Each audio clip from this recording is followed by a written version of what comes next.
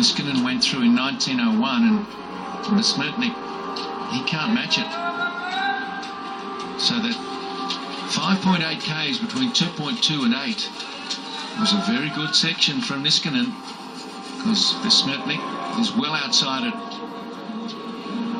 as he comes up to it now by 21 seconds, so he's got to really bring it home and hope that Niskanen can't. Early days for all of us. Olsen keeping an eye on the 33-year-old Swede, originally from Skultuna, now in Östersund.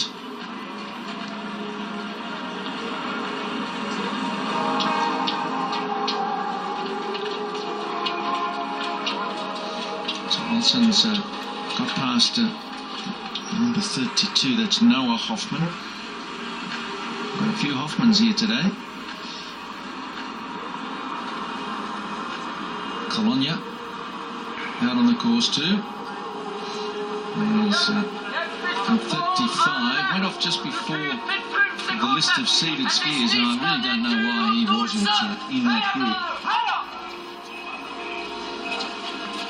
Especially considering he had a gold medal performance the other day. Olsen. Niskanen's time looking better as more and more people come through. Even Olsen, 5 seconds outside it. Colonia, though, he'll get close to it too.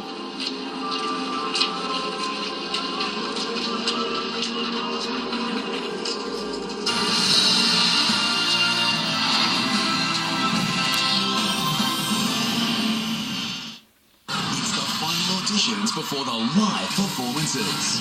Don't miss the most match. Clint, is it as much as a confidence thing as it is a tactical thing for the Central Coast at the moment? Yeah, confidence is against you and everything went again. Can you pull it together? Because it sounds a bit cheap, doesn't it? But it is.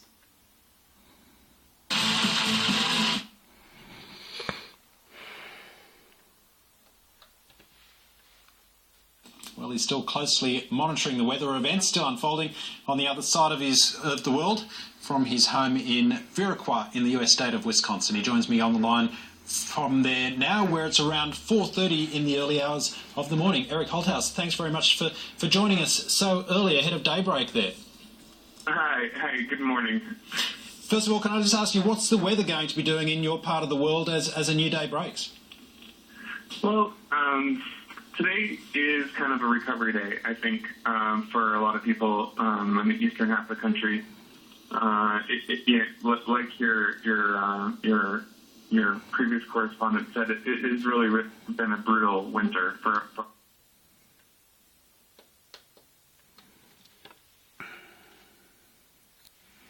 It's not the feeling that I got after Vancouver. I looked at my gold medal and I thought, what's next? Is this it? I asked that question to myself, is this it?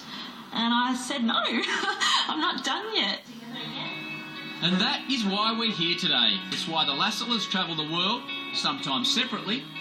It's really, really hard to say goodbye. It's why Kai is a young man with a varied sporting skill set in various languages. Ski jumping, make a hip bit. Make a hip bit. Right down. 1, 2, 3. Do it.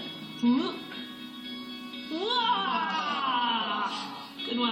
And it's why this family is supporting Mum in every way possible. Do you think Mummy will win another gold medal? Yeah. Yeah? Oh, you're confident, isn't he? Say bye. Bye.